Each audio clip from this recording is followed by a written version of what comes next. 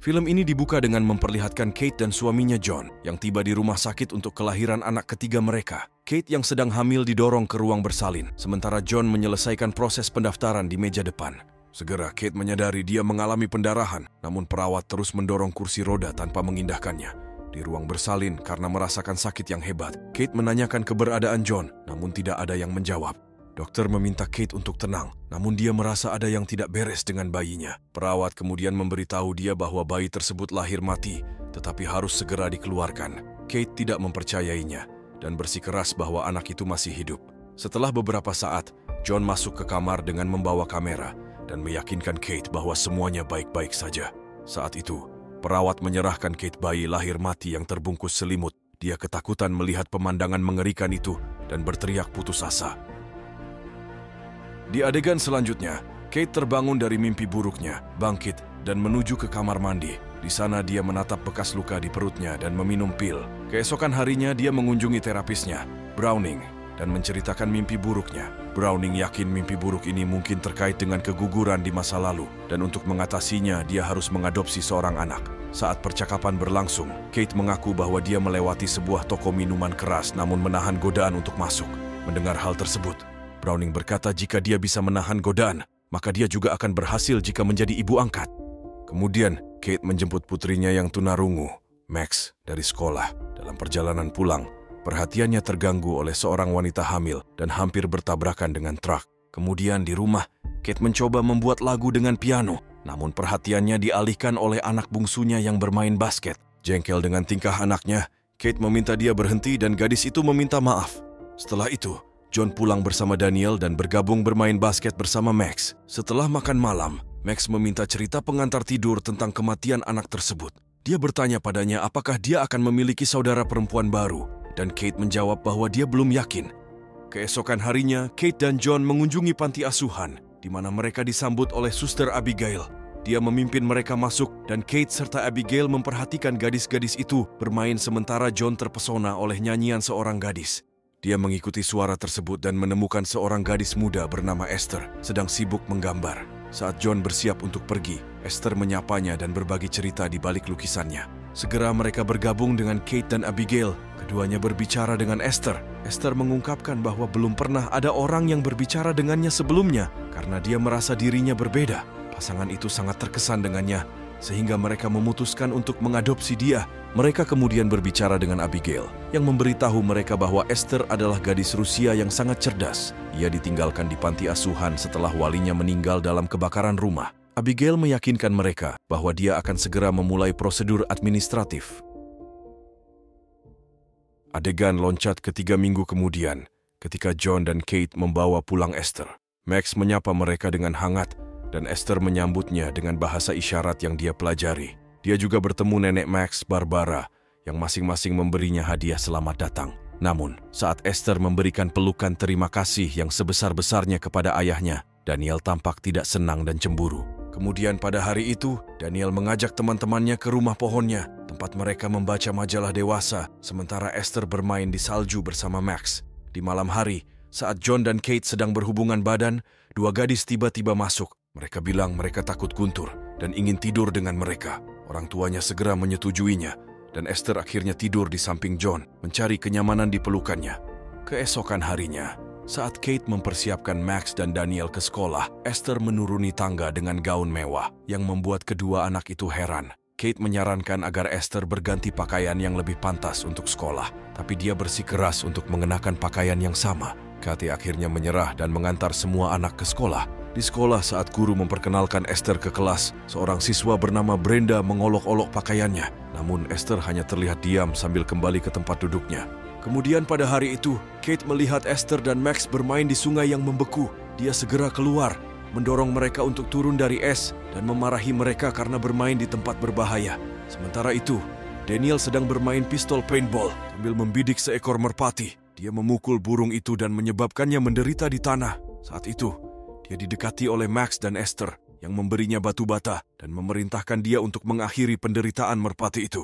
Ketika Daniel menolak, Esther mengambil tindakan sendiri dan melenyapkan merpati itu tanpa ampun. Sementara itu, Kate masuk ke kamar Esther untuk mengemas pakaiannya. Di salah satu laci, ia menemukan sebuah buku Alkitab dengan gambar beberapa pria di atasnya. Dia segera mengembalikan buku itu ke tempat asalnya. Yang tidak dia ketahui adalah Esther sedang mengawasinya dari kamar mandi. Keesokan harinya di sekolah, teman-teman Daniel menggodanya tentang Esther, sehingga ia sengaja menjatuhkan buku itu dari tangan Esther. Saat dia membungkuk untuk mengambilnya, Brenda menyambar Alkitabnya dan melemparkannya, sehingga halaman-halamannya berserakan di lantai. Esther segera menyimpan halaman buku itu dalam keadaan terdesak. Dalam prosesnya, Brenda mencoba melepaskan pita di leher Esther, tapi Esther berteriak keras, menakuti semua orang. Kembali ke rumah, Kate mengajari Esther bermain piano sambil bertanya tentang apa yang terjadi di sekolah. Namun gadis kecil itu mengabaikan pembicaraan tersebut, bersikeras bahwa tidak ada yang perlu dibicarakan. Esther mengubah topik pembicaraan dan bertanya tentang Jessica, mengatakan Max banyak berbicara tentang dia. Kate kemudian menunjukkan kepadanya di mana abu bayi Jessica yang meninggal itu dikuburkan di antara mawar putih. Kemudian, setelah makan malam, Kate dan John berhubungan di dapur, mengira anak-anak sudah tidur. Esther muncul tiba-tiba, tapi kemudian pergi lagi. Keesokan harinya, Kate menemui Esther untuk mendiskusikan masalah yang sama. Gadis itu tampak tidak terpengaruh dan menyebutkan dengan santai bahwa dia mengetahui tindakan intim serta kata-kata kasarnya. Belakangan, orang tuanya mendiskusikan masalah tersebut, dan Kate menyarankan agar dia membawa Esther menemui terapis. Namun John menilai terlalu berlebihan membawa anak ke terapi hanya karena kata-kata makian. Kemudian, dia membawa anak-anak itu ke taman terdekat, di mana tetangga mereka, Joyce, mendekatinya dan mulai menggodanya. Esther mendengar percakapan mereka dan melihat Brenda. Dia menatap Brenda dengan tatapan dingin yang membuat si pengganggu gugup. Saat Brenda bersiap untuk menuruni perosotan, Esther mendorongnya dari belakang. Kakinya patah. Max menyaksikan semua ini, tapi Esther memerintahkan dia untuk merahasiakannya. Malamnya, saat makan malam, orang tuanya bertanya kepada Esther tentang kejadian dengan Brenda. Dia mengklaim itu adalah kecelakaan yang dikonfirmasi oleh Max. Saat mereka makan, Daniel menggoda Esther dan mulai menghinanya, yang membuat orang tua mereka marah. Daniel dengan marah mengutuk Esther dan meninggalkan meja, mengatakan bahwa Esther bukan saudara perempuannya. Sebagai hukuman atas kelakuan buruk Daniel, John mengunci rumah pohon Daniel selama 1 bulan. Belakangan, Kate berada di toko kelontong bersama kedua putrinya dan mendapat telepon dari Abigail. Pertanyaan terakhir adalah tentang Esther. Kali ini, Kate menceritakan semua kejadian buruk yang mungkin berkaitan dengan Esther. Sementara itu, Max membaca bibir dan menyampaikan pesan tersebut kepada Esther. Saat mereka kembali ke rumah, gadis aneh ini mengejutkan Kate dengan memainkan pianonya dengan sempurna. Kate terkejut dan bertanya mengapa dia berpura-pura tidak bisa bermain, dan Esther menjawab bahwa dia melakukannya untuknya. Malam itu, Kate mengeluh tentang gadis itu kepada suaminya, yang menyebabkan pertengkaran sengit di antara keduanya. Esther tampak senang mendengar apa yang mereka katakan.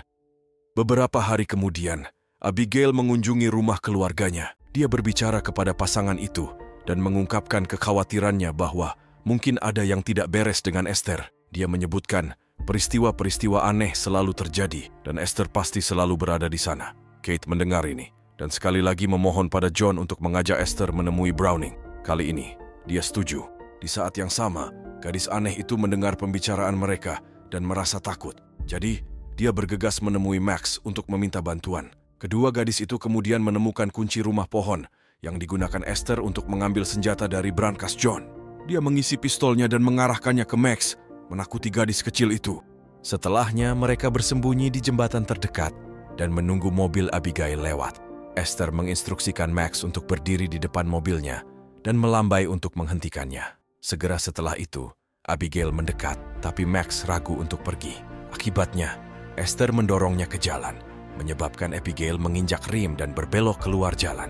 Ketika dia bergegas untuk memeriksa Max, Esther memukulnya dengan palu, membuatnya pingsan. Dia kemudian memaksa Max untuk membantu menggerakkan tubuh tersebut sebelum orang lain dapat melihatnya. Bersama-sama mereka mendorong Abigail menuruni bukit, tapi dia sadar kembali melihat hal tersebut. Esther memukul kepalanya berulang kali dengan palu hingga dia berhenti bernapas. Setelah tindakan mengerikan ini, kedua gadis itu pergi ke rumah pohon, tempat Esther menyembunyikan pakaiannya yang berlumuran darah dan palu sementara Max terus menangis. Untuk merahasiakan ini, Esther menakuti Max dengan menyatakan bahwa dia juga bisa masuk penjara karena membantunya melakukan kejahatan tersebut. Saat mereka berjalan menuruni rumah pohon, Daniel melihat mereka dari kejauhan dan Esther memperhatikannya. Malam itu, dia menyelinap ke kamarnya, menodongkan pisau ke tubuhnya, dan mengancamnya untuk tidak berbicara. Daniel sangat takut hingga dia kencing di celana.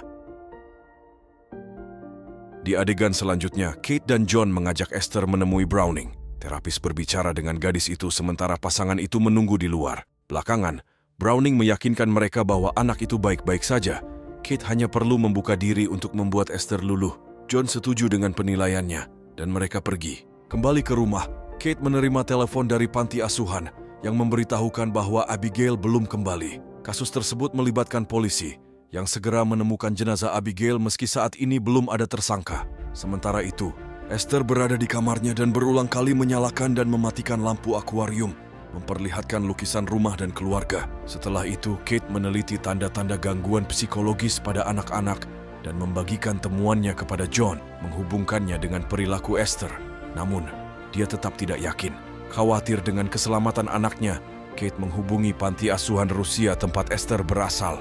Namun, yang mengejutkannya, dia mengetahui bahwa tidak ada catatan tentang Esther. Keesokan harinya, Kate mengirim Daniel dan Max ke sekolah. Sebelum pergi, dia bertanya apakah Esther telah menyakiti mereka.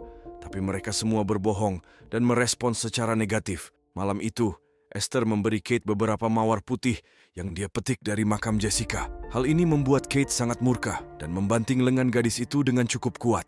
Mendengar keributan itu, John datang untuk menenangkan Kate, sementara Esther memutuskan pergi. Dia kemudian menyelinap ke dalam gudang perkakas dan dengan sengaja mematahkan lengannya sendiri. Kemudian, dia berteriak kesakitan sehingga John datang dan mengatakan lengannya masih sakit. Menyadari parahnya cederanya, dia membawanya ke dokter. Setelah pemeriksaan fisik, John menyuruh Esther untuk sementara tidur di kamar mereka. Dia menghadapkan Kate ketika dia memasuki ruangan, tapi dia bersikeras bahwa dia tidak memegang lengan Esther terlalu keras. Belakangan, Kate yang putus asa mempertimbangkan untuk minum, tetapi berhasil mengendalikan dirinya dan menuangkan minuman itu ke wastafel. Keesokan paginya, dia mengantar ketiga anaknya ke sekolah. Saat Daniel keluar dari mobil, tasnya rusak dan Kate keluar untuk membantunya. Pada saat itu, Esther melepaskan rem mobil, menyebabkan mobil mulai mundur dengan Max di dalamnya. Kate melihat ini dan mengejar mobil itu sampai berhenti di tumpukan salju yang besar. Dia segera mengangkat Max, tapi untungnya Max tidak terluka. Malamnya, Browning dipanggil ke rumah untuk berbicara dengan Kate. Dia membela diri, bersikeras bahwa dia tidak melukai Esther dan telah memarkir mobilnya dengan benar di tempat parkir. John kemudian menunjuk satu botol sisa anggur di atas meja dan mengungkapkan bahwa Esther menemukannya. Kate mencoba menjelaskan maksudnya, tapi mereka tidak mempercayainya. Terapis kemudian memberitahu dia bahwa dia telah memesankan tempat untuknya di pusat rehabilitasi. Ketika dia menolak untuk pergi, John memperingatkannya bahwa dia akan mengajukan cerai dan membawa pergi anak-anaknya. Sementara itu, Max menguping pembicaraan mereka, dan Esther mendekatinya dan berbisik bahwa dia akan menembak ibunya jika dia mengungkapkan sesuatu. Kemudian Daniel masuk ke kamar Max dan bertanya apakah dia tahu tentang Esther. Max mengakui kebenarannya dengan menggambar setiap kejadian. Ketika dia memberitahunya tentang barang-barang yang disembunyikan di rumah pohon, dia memutuskan untuk menggunakannya sebagai bukti untuk melawan Esther. Yang tidak mereka ketahui adalah bocah itu mendengar seluruh percakapan mereka.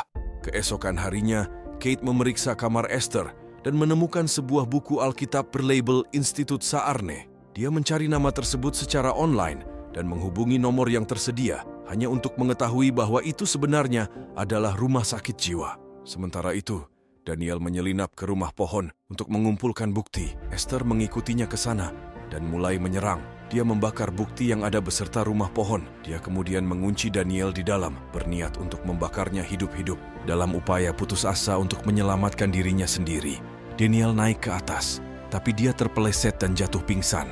Saat Esther bersiap membunuhnya dengan batu besar, Max mendorongnya menjauh.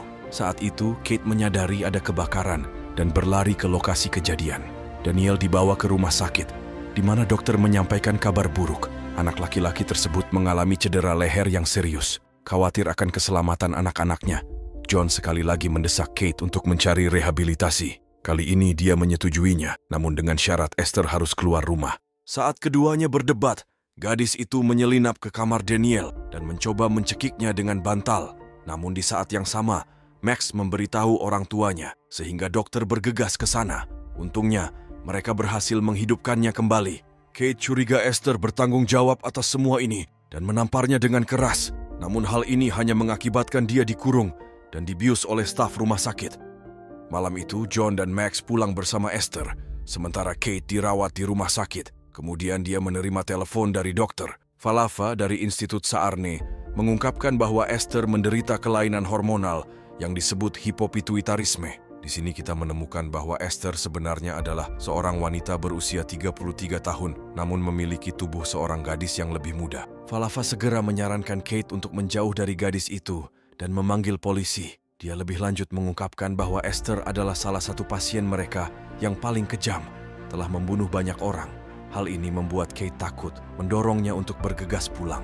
Sementara itu, Esther terlihat melepas gigi palsu dan riasan yang membuatnya tampak awet muda.